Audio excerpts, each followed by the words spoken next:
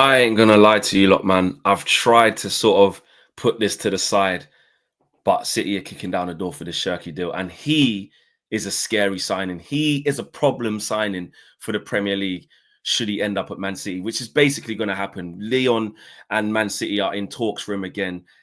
This is a gifted footballer, man. This is a very, very gifted footballer available for, let's be honest, in terms of the talent he's got, he's available for peanuts. And City and Leon are back into talks for him to make this deal happen.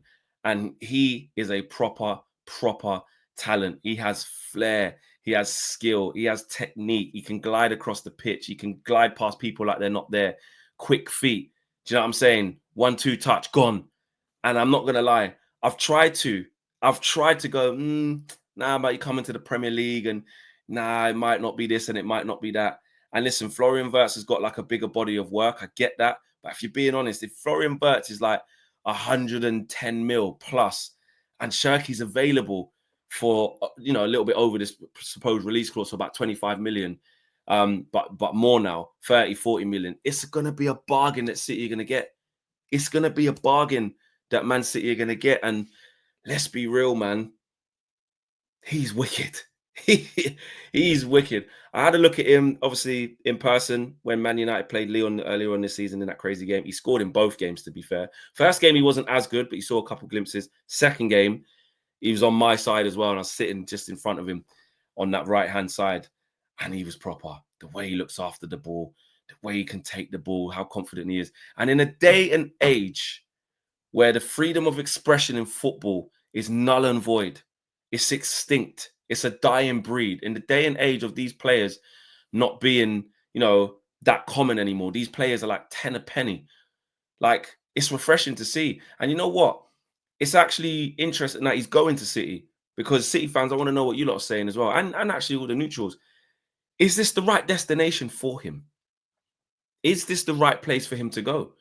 Look at what happened. I'm just asking questions. I'm not hating because I think it's exciting that he's coming to the Premier League. I wanted Man United to sign him.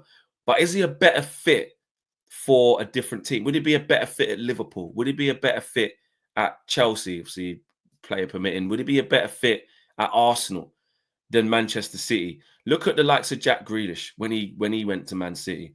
Now, City fans, I don't know how you feel about Grealish. Obviously, he's going to be on his way out of the club. That's clear. But one of the biggest things I look at as a neutral for Jack Grealish is that he wasn't able to replicate the playing style that he had at Villa. He was a maverick. He had the ocean of the final third. He can go drifting into pockets, then come back out. He'd get a lot of the ball. He'd go past people, release a lot of shots.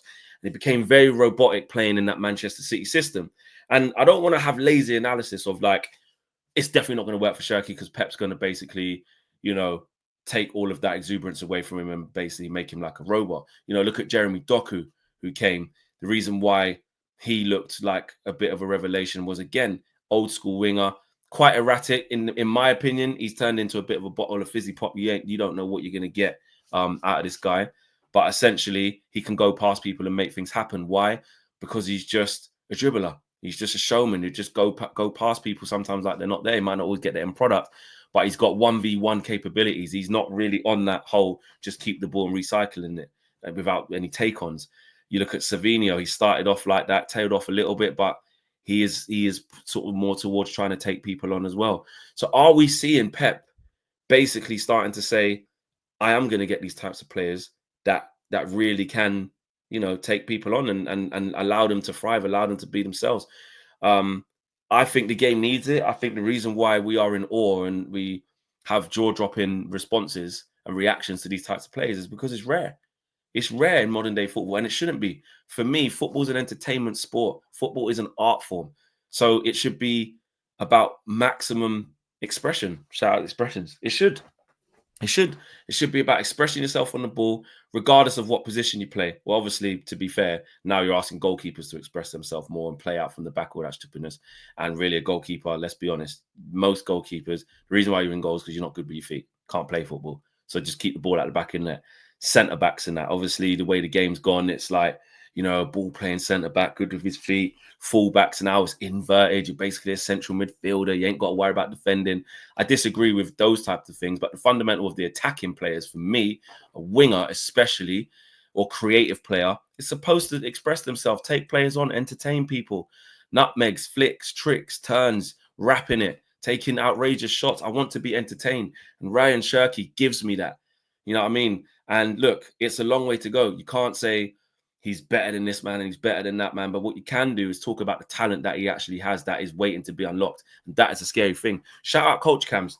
Shout out my boy Coach Cams. Coach Cams, I saw that he was getting he was getting cooked on Twitter X the other day because I think he said that he's more talented than Mbappe. And listen, you got to break down things of how people mean things, you know, in terms of talent about what he can do with the ball. You know, is he a better dribbler? Is he more skillful than Mbappe?